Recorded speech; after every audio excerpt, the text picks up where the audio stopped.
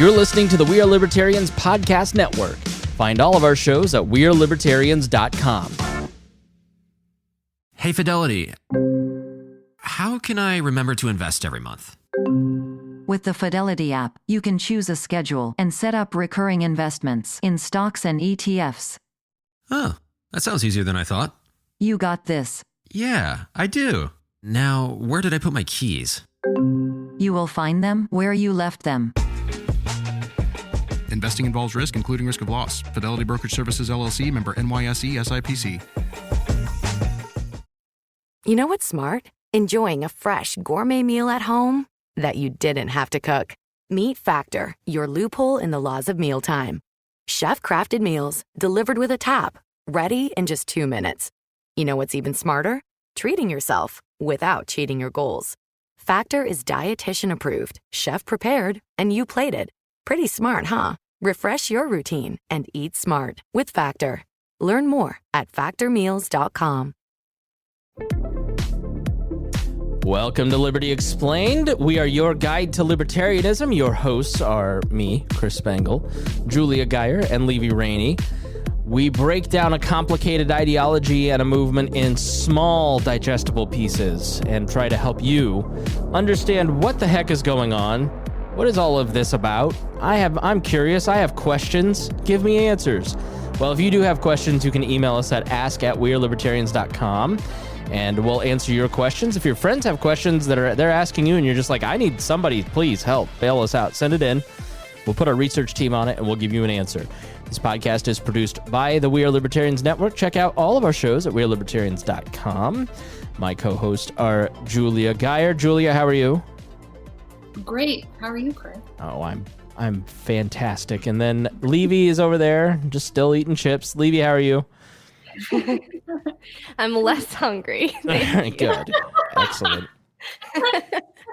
So if you're new to the show, what we do here is we answer questions like we said. I'm a longtime libertarian. Julie is a longtime libertarian. Levy is a baby libertarian who asks the questions that you, in your head, what I've noticed about Levy through this show is that people email me and they go, I was thinking the question and then Levy asked it. So we're thankful for your contributions, Levy. We can all be stupid together. That's right. Today it's we're okay going to be stupid as long as you don't stay there. That's the tagline. Right. There's no such thing as a stupid question. No, that's not true. Okay, continue forward. No. The only stupid question is the question not asked. If you asked me why is red blue, I'd be like, Julia, that's a dumb question. Actually, I'd ask, are you okay? Are you running for president? So today we are talking about, can the LP win? This is a question that we get all the time. What the heck, Libertarian Party? Why aren't you winning races?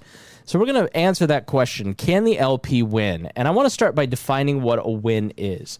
Now, if you don't really think deeply about politics or understand a lot about it, you think win presidency, win Senate races. That's the definition of a win, right? Like that's... If you're just sort of gleaning off of social media, that's the definition of a win. Now, will Joe Jorgensen in 2020 or Gary Johnson in 2016 or whoever in 2024 win enough electoral votes to become president of the United States? Let's just be real, probably not. The presidential race, I know. The presidential race is typically a marketing race, and it is about, at a national level, as a minority party using its voice to impact the duopoly of the two-party system and helping give voice to expanding freedoms and and advocating for limiting government. Hopefully they market and message better than I just did. So if you're talking, will they win the presidential race?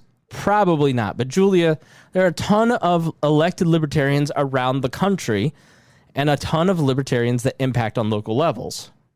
Yeah. Yeah. So from this perspective, there are wins to be had in working with both parties. On a local level, any candidate can win an election. So like given the old adage, all politics is local, it's crucial to have. Like local is where it's at, it's really important. And that's where it all starts. Liberty-minded candidates on a local level prove our party's ability to govern. So it's really important, and you should be supporting your local libertarians. There are libertarians serving in government right now, and there have been for a while. There's a lot of them, and you can go to my.lp.org/elected-officials, and it'll give you like a list of all the libertarians that are serving in government now.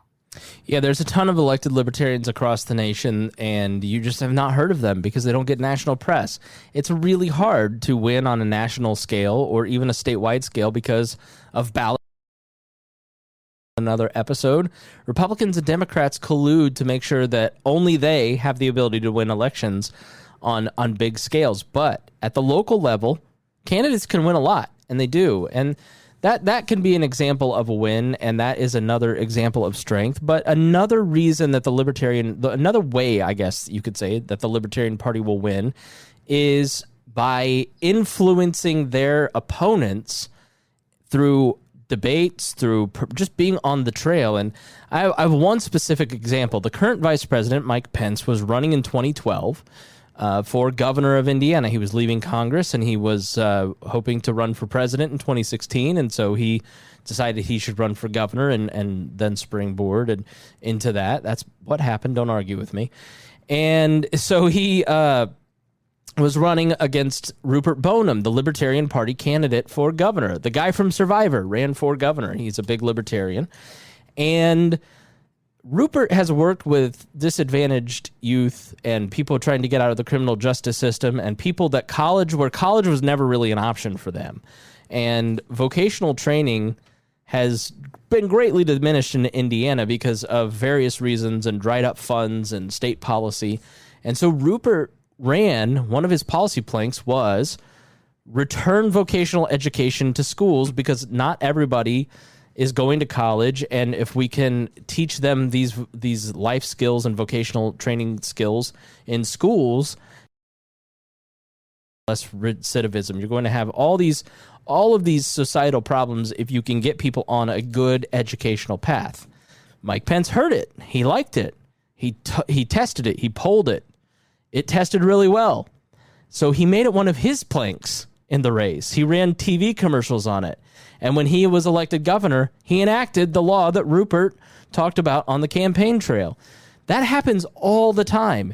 You'd not believe that how many times you're out on the trail as a libertarian candidate in a forum or a town hall with your Republican or Democratic opponent that will win, where they get your phone number and they will, if you're a serious libertarian candidate, you end up becoming friends with the person that got elected and they bounce things off of you because they want your perspective.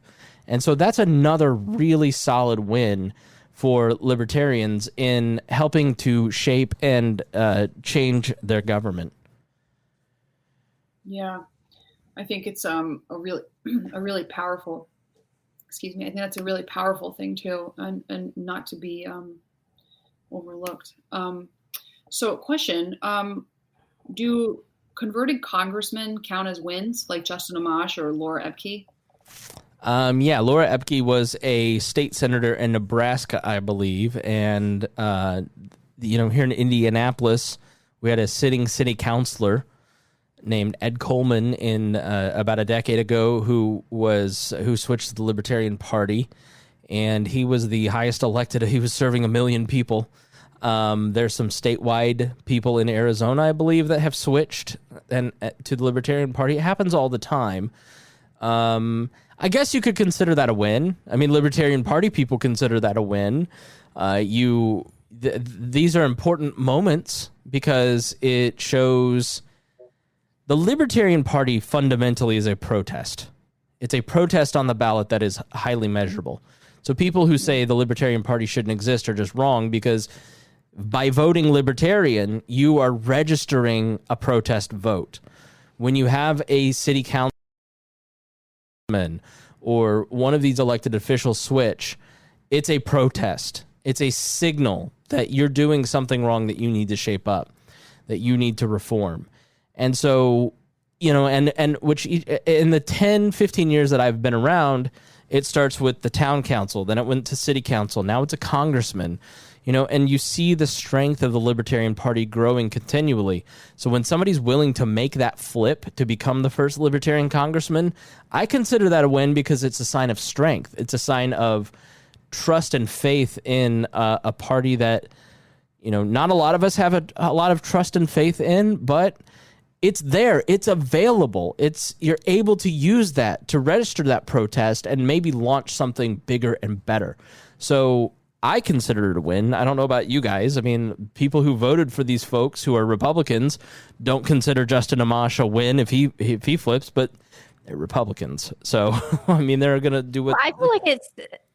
I feel like it's an even bigger win because you have someone, because there are plenty of libertarians who have believed this way forever, and it's the only thing that makes sense to them, and they can't even see the perspective of another party. But when you have someone who comes from another party and then they see the faults of their own, and they're like, oh no, actually, I'm wrong, and I want to do that's huge. I think that conversion speaks even more strongly.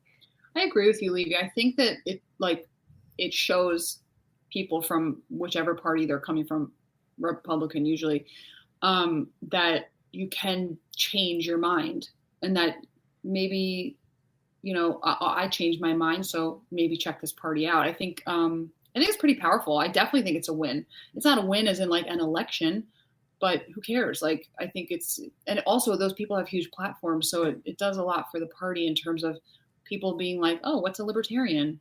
Exactly. That's such a huge part of it. Yeah, the marketing part of it is enormous. I think it's really good. I think it makes the party stronger. So you just have to define what your view of a win is. I mean, to me, influencing policy is a win. Having the ability to register a protest vote is a win. Electing people on a local level is a win. Switching is a win. Is Jo Jorgensen going to win? I'd like her to win, but at least she's there so I can tell the other two parties, I don't like what you gave me.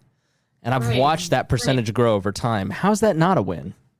Right, because so many people, especially recently, obviously have been like, oh, why are you even voting for Jo Jorgensen? She can't win. And I'm like, I don't care if she can't win. I'm not voting for someone I don't believe in. Right. I'm not voting on policies that go against all the principles that I believe in. And I have a party that actually upholds all the principles that I believe in. And I'm like, I'm going to support them because that's the right thing to do. Exactly. So, yeah. Levy, anything you'd like to add? No, I think I'm good. I don't have any questions this time, surprisingly. Excellent. Well, that's a win. Thank you for joining us here on Liberty Explained. Julia, Levy, thank you so much for being with me. Of course. Sorry. I'm used to saying that on Weird Liberty. Thanks for joining us. All right, everybody, thank you so much. Please share these. I mean, Julia, the most important thing anybody can do is share all these questions and get people thinking in a different direction. Yeah, guys, the reason we made these such short clips is so that you can share them. They're very shareable. So post them on social media, text them to your friends, your family, whoever. If there's someone in your life that you're like, oh, this person's torn up about the election, maybe they would be interested in this. Send it to them, Yeah, we bullet point all the copy too, so you can go and grab the bullet pointed copy and notes, so you can just grab that and use that in your online arguments and persuasion. So, all right, thanks for joining us here. Check us out at libertyexplained.com, and we will see you again soon.